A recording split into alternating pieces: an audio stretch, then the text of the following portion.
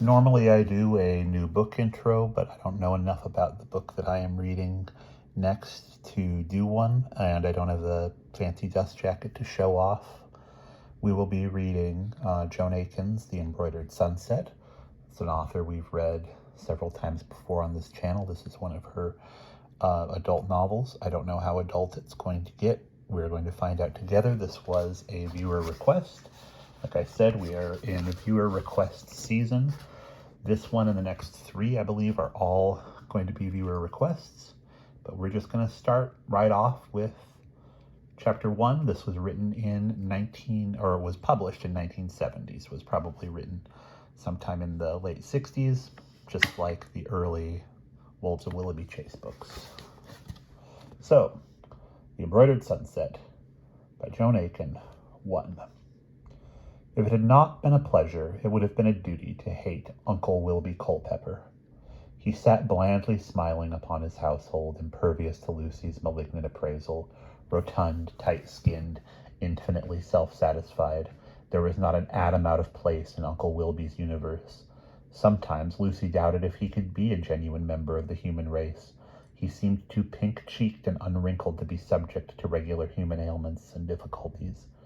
It was more probable that he was constructed from plastic. Unfattable, unmeltable, unshrinkable, and would last forever, a dismaying prospect. You mean there's no money left at all? Lucy repeated steadily, encountering Uncle Wilby's beaming regard. His eyes were opaque, like onyx-colored marbles. The charged quality in Lucy's voice caused Aunt Rose to come out of the fashion pages and Coral to lay down a catalog of Caribbean cruisewear. Uncle Wilby measured with his eye the dimensions of a large segment of chocolate layer cake, carefully bit off a third part, and masticated it. Yep, he replied concisely, when he had half consumed the mouthful. I'm afraid that's about the size of it, Your Highness. It was one of Uncle Wilby's pleasantries to address Lucy as Princess. Your schooling at Cadwallader used up every red cent, and a bit over, if we must go into it, he added apologetically. It didn't occur to you, said Lucy with tight, cold control, that it might be better to send me to a cheaper school, so there would be a bit of money left to train me for a career afterwards. And how have people to say we sent Coral to a better school than you? Aunt Rose began. Why, Princess, Uncle Wilby silenced his wife with a look. Why, Princess, I'm surprised at you. It was the least I could do for your poor father's memory, to see that you had a decent education. He took another large squashy bite of chocolate cake and passed his cup to Aunt Rose. More coffee, please, Rosie Posey. I doubt if Father would have considered it needful to send me to one of the most snobbish schools in the world, said Lucy, grimly recalling her sufferings over the last 6 years. Remarkably high-priced sufferings, it now appeared. Your father, my dearest Princess, was not the wisest of men when it came to practical matters. I think we are all agreed about that, said Uncle Wilby with relish. He received his cup back from Aunt Rose and took a long, meditative swallow. My goodness, he is enjoying this, thought Lucy. Not to put too fine a point on it, Wilby added, replacing cup on saucer. Your father, Princess dear, was completely and utterly hopeless where money was concerned. He was a spendthrift, unreliable, in fact, a bum. Wait, he checked his uplifted hand. The beginning of her indignant rebuttal. I'm sure he seems a hero to you, Highness, and that's very proper. We haven't wanted to do anything all these years to spoil his image for you. No, not until now, thought Lucy, her perceptions bright with rage. Not until you could get the maximum satisfaction out of it. But when you come down to brass tacks, that's all he was. A guy who could leave his wife and baby living on national assistance in Liverpool while he went off to Canada on some crack-brained scheme.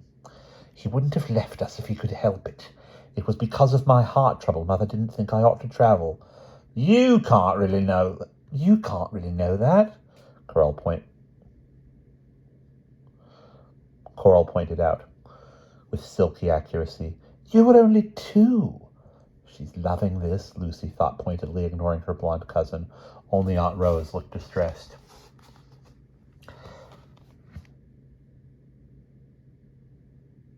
No, you really don't know about it, dearie. A man who could leave his wife to die of pneumonia. He didn't hear it till it was too late. Now, what makes you think that? Asked Uncle Wilby, smiling.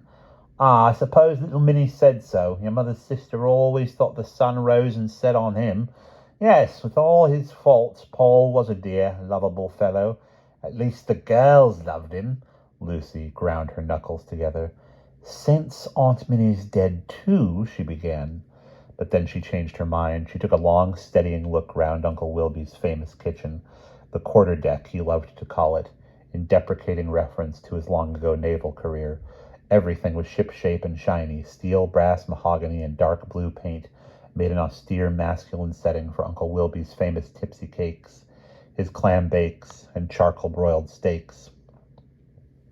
Aunt Rose, it was understood, operated in there only on sufferance and with extreme diffidence. Let's not lose our temper, Lucy thought. That's what he wants. That's what he enjoys more than anything. That's what he's trying for now. I wonder why. Raising dark-pupiled, light-gray eyes, her only good feature, she carefully surveyed her uncle. He twinkled back at her. I'm afraid the princess will have to be a hard-working little princess from now on, unlike her lazy, no-good layabout cousin there, he added with a loving wink at his daughter. Dad, I work hard, expostulated Coral, who donated her days to a charitable organization in whose offices she ate candy, read the glossy magazines, and used the telephone to arrange her dates. I haven't the slightest objection to hard work, said Lucy coldly. Being a concert pianist must be one of the hardest jobs there is. Princess dear, we've been all over this once already. There just isn't the dough right now for such highfalutin notions, let alone going to London to train for some fancy-pants Romanian maestro. He's a Czech. Czech, Romanian, what's the difference? Said Uncle Wilby, who had put Europe behind him once and for all, except as a market, when he crossed the Atlantic from Liverpool to Boston 20 years ago. Now look, why don't you be a good little princess and find some nice sensible job? Get one here in Boston, easy as falling off a brick. Then, in a couple of years, you'll have saved enough, I dare say, to train with Comrade Pullover, or whatever he calls himself. After all, it's what most kids do, work to put themselves through college. It's what Cora Bella would have done if she'd wanted to go to college, isn't it, Bella? If she had been bright enough to go, Lucy thought. And, Uncle Wilby went on in gentle remonstrance. I don't like to labour the point, Princess dear, but it is just a little bit ungrateful of you to act this way. After all, we hadn't sent you to Cadwallader, where... If we hadn't sent you to Cadwallader, where, as well as having family connections through Aunt Rose, Cora Bella, you got the chance of a first-class musical education. You wouldn't even have known about the gift for piano, would you? Just remember that before you blast off at your poor old well-meaning uncle for not making a few $1,000 stretch twice round the world, after all, 2 years isn't so long to wait, dearie, not at your age. He smiled forgivingly at his niece. Her pale, freckled face remained unresponsive. 2 years will be just a bit too long in this case, I'm afraid, Uncle Wilby. Max Benovic is dying of leukemia. He has only a couple of years to live, if that.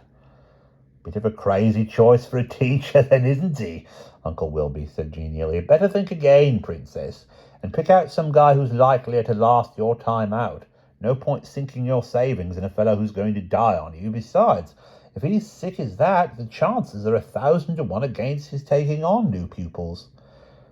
Mrs. Bergstrom thought there was a chance he'd take me on. Wilby heaved a martyred sigh and looked at his wife with rueful raised eyebrows. Sometimes, Rosie, I almost wish your great-aunt hadn't been the founder of Cadwallader. If our little princess hadn't gone there and been jacked up on all those high-flown hopes of Madame Bergstrom, Just think how much easier our life would be now. Aunt Rose looked apologetic and alarmed, her usual reaction to Uncle Wilby's fun. I'm sure if I'd ever thought, after all, Coral's perfectly. That's Mrs. Bergstrom's nuts anyhow. That Mrs. Bergstrom's nuts anyhow. Anyway, put in Coral. She couldn't ever see anything wrong with her favorites. Oh, she couldn't ever see anything wrong with her favorites. Nobody who had sense took her seriously. Lucy and Coral exchanged measured, amicable looks. So, Princess, I'm afraid you have to put Commissar Thingovich out of your mind. Heck, this country must be crawling with exiled Czechs and hunks and Polacks anyway, if you really must have a foreigner. Wilby glanced at his watch on the table in front of him, which, according to habit, he had unbuckled from his wrist so as to be more relaxed while eating. Oh, well, time the old breadwinner was on his way. Well, there'll be tight belts in the harem soon. He jumped up, wiping a stray chocolate cake crumb from his smiling little mouth, walked round the table and kissed his daughter. Coral never lifted her eyes from the catalogue. So long then, harem. Be good girls. What's my long-stemmed American beauty doing today? Doing over the attic, said Aunt Rose wanly. The Korean girl just called up to say she's not coming anymore. Oh, too bad. Maybe our Highness here could help you, if her heart permits. We'll have fun. He kissed his wife, who, being some 8 inches taller, had to incline her handsome, haggard head toward his husbandly peck. This she did with an anxious air, as if continually afraid that Wilby might take her extra height for a piece of presumption. And he, as usual, with a malicious grin, made much of the disparity. Grasping his wife's shoulder with a heavy hand, he stood on tiptoe in his thick-soled shoes to salute her cheek. Bye, Princess dear. Forgive? Lucy neatly bypassed her uncle's kiss. Aunt Rose, wincingly noting this piece of rashness, wondered on whom the subsequent retribution would fall. Wilby never let a debt go unpaid.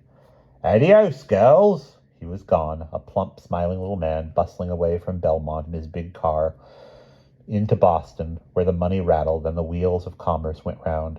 Uncle Wilby, like another hero before him, had made a fortune from marketing a small domestic article, and since fondness for cash grows with its acquisition, he was now busy increasing his pile. Coral languidly dumped the breakfast dishes in the dishwasher, and then went off to her charitable work. I'll help you with the attic, Aunt Rose, of course, Lucy said. Oh, thank you, dear. I'm sure your uncle didn't mean that. Well, you know how he...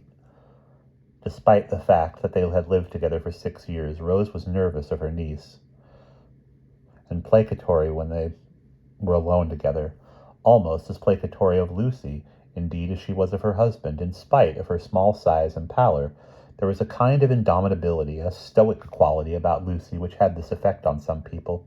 Yes, I know how it is, echoed Lucy, absently watching Aunt Rose don a pink-flowered smock, above which her beautiful, characterless, defeated face looked more natural than with her more usual matinee or cocktail rig.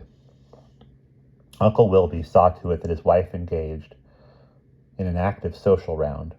There is no point in possessing a trophy if you keep it shut away in a closet where nobody can see it.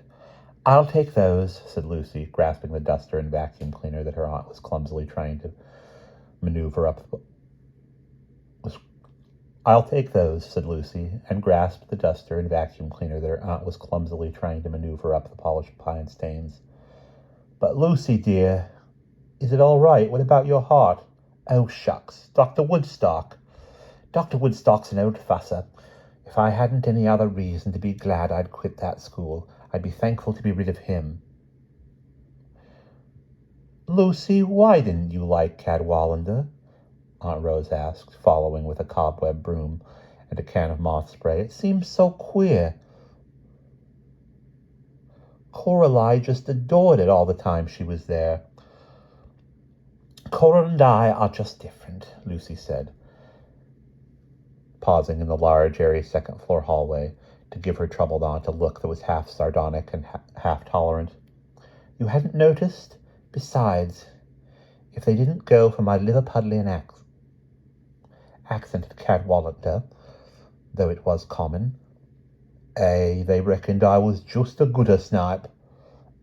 Oh, what nonsense, dear. You don't have any accent. Besides, Corali's cousin, Aunt Rose began flusteringly. Being Coral's young cousin didn't help a bit. She's big and beautiful and outgoing and good at athletics and crazy about boys and dancing. Oh, just naturally one of the gang. Whereas look at me. On the third floor hall where they were now, the girls had their rooms and bath. There was also a sewing room with a long mirror set in its open door. Lucy paused in front of this and nodded ironically at her undersized reflection. No, I can tell you they were quite as glad to see the back of me as I was to get out of there, only I'm just sorry to discover that my education there used up every last penny of Father's money. Lucy, if I can... began Aunt Rose, then she stopped and bit her lip. I believe I can hear the phone ringing, she said. Excuse me a minute. I'll just put these here and be right back. Oh, here's the attic key. You know how your uncle is about keeping the door locked. Lucy did know. During the last 6 years, she had not set foot in the attic more than 3 times. And now she went up the last flight, opened the door, and gazed about her with frank curiosity. The room was large, stretching the whole length of the big old-fashioned house, and it was crammed with the accretons of nearly 20 years, trunks, tennis rackets, old porch furniture, stacks of newspapers, discarded games, bundles of curtains, bicycles were all jammed together in grimy confusion. Yellow curled-up photographs spilled out from dusty albums, a tangle of sports equipment, surfboards, scuba gear, fishing rods, guns of various calibers, bore witness to Uncle Wilby's various phases of activity. Any sport for Uncle Wilby represented a means to an end, and was, therefore, pursued for a set period with single-minded devotion, the end, of course, being a useful enlargement of his social circle. Plugging in the cleaner, Lucy set to work with a brisk efficiency that, though she would have rejected the thought, was inherited from her uncle. Staring at one end of the long, cluttered room, she moved and restacked everything, cleaning as she went, folding clothes, piling furniture in boxes more neatly, shaking and shuffling papers into tidy piles. Aunt Rose, reappearing apologetically after 20 minutes, gave a gasp and exclaimed, Mercy, what a lot you've done already. Do take care, dearie. Don't overtire yourself. Oh, I'm fine, Lucy said absently. Don't you worry about me. I'm enjoying myself. Aunt Rose, who in the world did these marvelous things? Which, dear? Rose replied in a vague tone, glancing at her watch. These pictures over here. 5 small dormer windows gave light to the attic. Lucy had dragged an old wicker couch in front of the middle window and propped 3 canvases against it. Honestly, Aunt Rose, they are the most amazing things I ever saw. The 3 pictures represented biblical subjects. In one, a top-heavy ark was on the point of sliding into the flood as 2 giraffes leapt hastily aboard, last of a procession of animals disappearing over the deck. In another, Absalom hung by his hair from an ilex tree while his horse galloped into a background where a wild battle raged. And overhead, a portentous thunderstorm darkened the sky. In the third, tiny Samuel, in a white nightgown, stood riveted, listening to the bottom right-hand corner, while the immense, rich, dusk-filled temple loomed around him. That one, said Lucy. Look at the way he's listening. As she considered the infant Samuel, her too thin, closed, wary face softened into a tender, amused expression,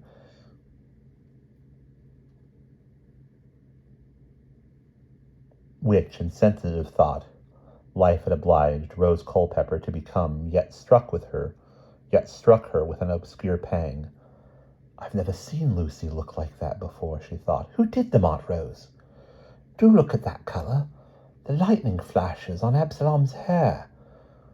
And the white horses galloping against those dark green hills. And the ark, all that red and prune and ochre and charcoal. Oh, I know they're primitives, but they're astonishingly subtle, too. Whoever did them knew exactly what he meant, and had a sense of humour into the bargain. Look at Mrs. Noah coping with the cobra, and Samuel's feet. Aunt Rose was quite bewildered. But Lucy, art isn't your subject. Lucy's ironic expression returned. You mean, what right have I to be so enthusiastic? Can't I even be allowed to recognize a work of genius when I see one? Poor Rose peered, straining her beautiful short-sighted eyes. Those funny old things? Why, they're all flat. What's the word? Two-dimensional. Everything kind of shoots uphill. Yes, that contributes to the sense of movement and humor. They're really very complex. Why, Lucy, I never heard you talk so. No? Maybe you never heard me talk at all, Lucy said, not unkindly. It seems so strange. Why, they're not even all paint. There's bits of cloth and bottle tops and wool and embroidery stuck all over. Wilby just laughed at them when she sent them. A regular old maid's jumble, he called them. He would, said Lucy, but where did they come from? Why haven't I seen them before? Oh, I guess they arrived sometime when you were away at school or camp. 2 or 3 years ago it would have been. Wilby thought people would laugh at them. He told me to write a letter of thanks. Well, I would have done that anyway, of course, and put them up in the attic. She never knew. She'd never know. Who would never know? Old Aunt Fennel. Aunt Fennel? Fennel Culpepper, your great-aunt. I suppose she'd be your Uncle Wilby's aunt. Father's aunt, then, too. Why, yes, I guess so. Mercy, look at the time, Aunt Rose exclaimed, recollecting herself. Lucy, dear, don't trouble any longer about this stuffy old attic. What I came to say was that the Bankses have invited me round there for lunch and bridge, so I'm afraid I can't help you any more right now. If I'm to have my hair done first, in fact, I ought to be on my way this very minute, so let's lock up, and I'll finish off here another day. I'm sure you've done as much as you ought. No, honestly, Aunt Rose, I'm fine. I might just as well finish. Now I'm started, it won't take more than another hour or so. Well, but the thing is, I don't know if your uncle... Oh, Lucy said, with an unerring guess at the real reason for her aunt's fluster. I'll be finished long before Uncle Wilby gets home. He needn't know I've been up here on my own. Why, Lucy, that wasn't what I meant. Never mind, said Lucy, not unsympathetically, shooing her aunt out of the room. You go play your nice bridge. You know how I am, at always putting the worst constructions on things. Oh, what shall I do about all these old papers? She indicated a pile of the Kirby Evening Advertiser and East Riding Gazette. Oh, just leave them, Aunt Rose said hastily. Wilby hates anything to be thrown out. Lucy put them in a corner, wondering why her uncle bothered to subscribe to an English small-town paper. Then the name Culpepper caught her eye in a tiny paragraph. Funeral of Miss Beatrice Howe, who for many years resided at Appleby with Miss Fennel Culpepper, and was a well-known contributor to our columns on herbal and wildflower lore. Presumably, that was the Miss Fennel Culpepper who had done the pictures, but there was nothing more about her in the news item. And we will pause there.